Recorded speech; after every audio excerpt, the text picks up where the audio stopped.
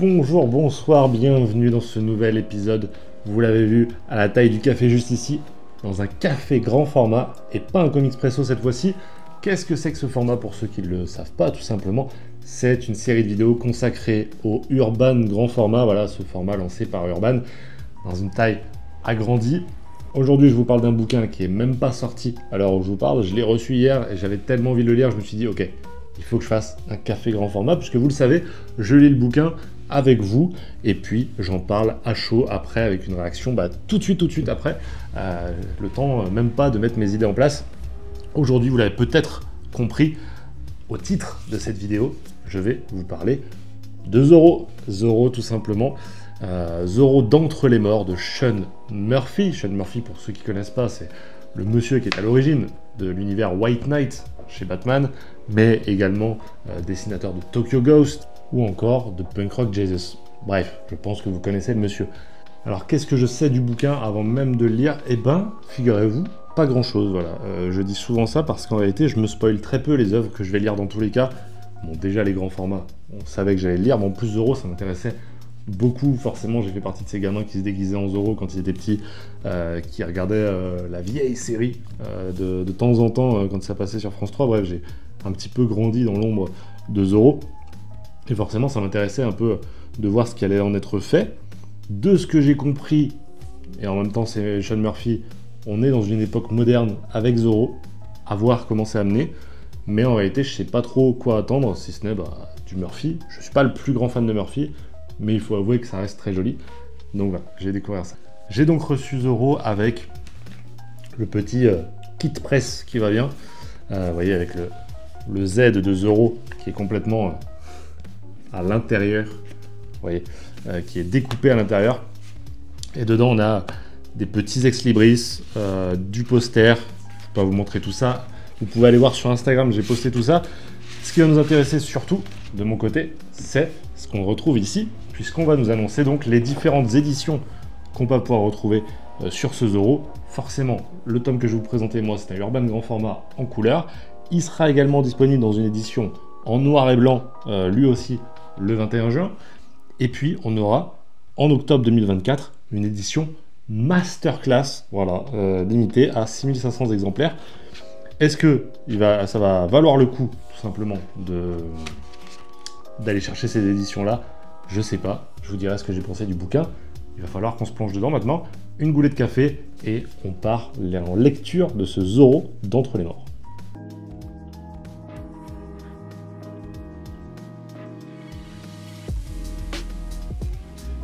Ok, donc sans vous spoiler, on est vraiment dans une époque moderne et on va pas vraiment suivre Zorro, mais plutôt l'héritage qu'il a laissé.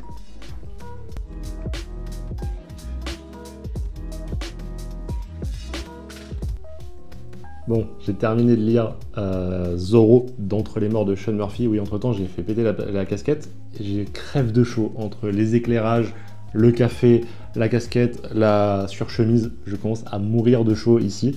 Mais en tout cas, j'ai pu lire El Zorro de Sean Murphy. Je viens tout juste de terminer et il faut forcément que je vous dise ce que j'en ai pensé sans trop organiser mes pensées. D'abord, l'histoire. Comme je vous ai dit, on va suivre en fait la ville de la Vega, qui est la ville dans laquelle se déroule l'histoire de Zorro historiquement, puisqu'on suit d'habitude Don Diego de la Vega, qui a bien marqué la ville. C'est-à-dire que le Zorro, ça y est, c'est un personnage maintenant légendaire pour la ville, si bien qu'il est fêté pendant les Dia de Muertos, les Dia de Muertos, je crois. Il est fêté en tant que véritable légende mythique, quoi. Certains y croient, certains n'y croient pas, un peu comme le Père Noël, quoi. Est-ce qu'il a vraiment existé? Est-ce que c'est une légende?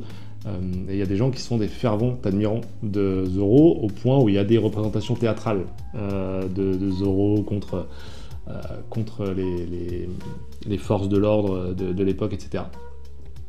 Et c'est les cartels qui voient ça d'un très mauvais œil parce que forcément c'est très mauvais pour leur business que les gens aient un symbole de révolte comme ça à porter aussi haut. Donc ils vont faire un exemple en assassinant le comédien qui incarne Zorro ce jour-là. C'est pas un spoil, ça arrive vraiment très vite, ça. Et on va se retrouver quelques années plus tard un autre événement va arriver, je ne vais pas vous dire quoi, mais ça va pousser les deux enfants de ce comédien à tout simplement demander vengeance, tout simplement, à aller, pour lui en tout cas, déjà pour le garçon qui s'appelle Diego, ça tombe bien, à aller incarner Zoro, à aller revêtir le costume de Zoro et requérir la vengeance qu'exige l'assassinat de son père depuis quelques années, ainsi que ce nouvel événement. Je sais pas si c'est très clair, mais j'essaye de faire au mieux. On va commencer par les qualités. J'aurais pas misé une pièce, un centime sur Sean Murphy sur Zoro, parce que on le connaît vraiment pour son amour pour les bagnoles, pour la mécanique, et autant dire que c'est un personnage qui dénote totalement avec ça, c'est bien Zoro. Alors oui, il a fait Batman, et Batman, on le sait, c'est le Zoro moderne, jusque-là je vous apprends rien. D'ailleurs c'est à peine caché, puisque les parents de Bruce Wayne, ainsi que Bruce, sortent du cinéma en ayant été voir Zoro au cinéma quand ils sont assassinés. Et puis la cape, le masque, habillé en noir, la monture noire, le riche qui va se déguiser pour faire justice, le majordome, etc. Bref. Évidemment, Batman, c'est Zoro, et Sean Murphy a montré qu'il savait revisiter un personnage aussi mythique que Batman.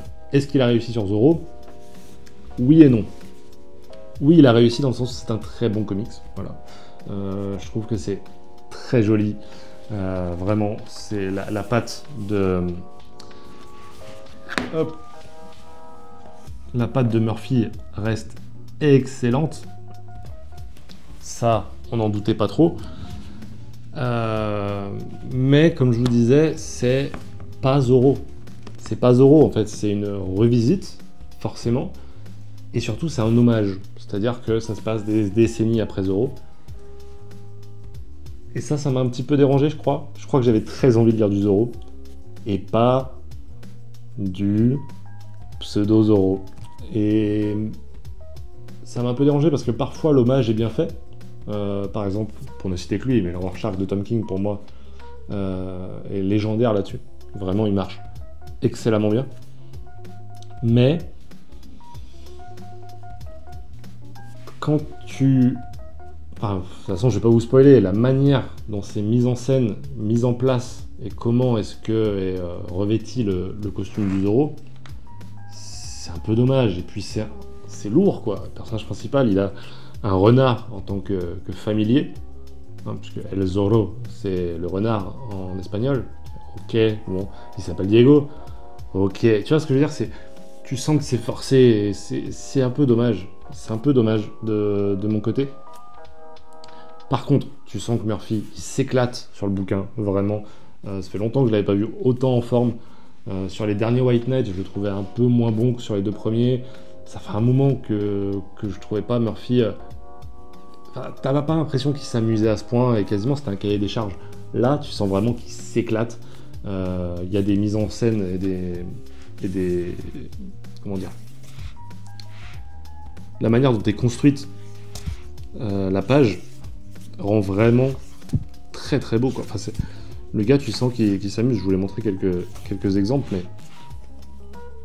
je trouve qu'il y a vraiment un truc de ah ouais, ok, genre là il s'amuse. Et bon, il reste quand même beaucoup de bagnoles. En même temps, si on demande à Murphy de s'amuser, ça va forcément passer par là aussi. Mais je trouve ça un peu bancal, ce côté mêlé modernité et Zoro. Parce qu'en réalité, Zoro, normalement, si tu le mets face à des AK-47, le Z, il veut plus dire Zoro, il veut dire zigouiller. C'est-à-dire que normalement, il ne survit pas à une rafale comme ça. Là, tu sens un peu que, bon, le gars débarque à cheval face à une armée entière. Normalement, quelques balles, c'est terminé. C'est ciao. Normalement, il est plus là. Bon, bref. Je vais pas faire beaucoup plus long, je vais pas épiloguer sur ça. Je vous inviterai de toute façon à aller le feuilleter, voire l'acheter, évidemment. Je pense que c'est un bouquin qui va plaire, pour être totalement objectif.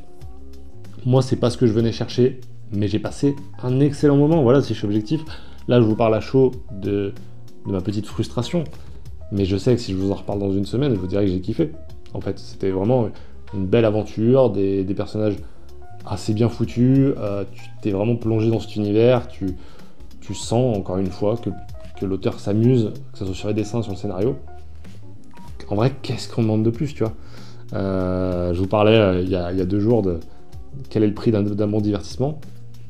Je pense que là, vous l'avez, quoi. C'est allez là-dessus, amusez-vous, prenez-le pour ce qu'il est, et je pense que c'est ce que Murphy a fait, et c'est tant mieux.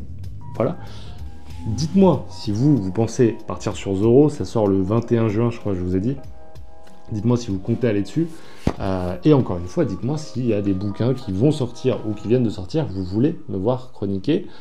Demain, promis, on fera enfin le bouquin dont je vous parlais il y a quelques jours. Vous verrez ça. D'ici là, les amis, évidemment, comme d'habitude, n'hésitez pas à liker, partager, vous abonner. On se retrouve très très vite. D'ici là, portez-vous bien, prenez soin de vos proches. Et ciao tout le monde.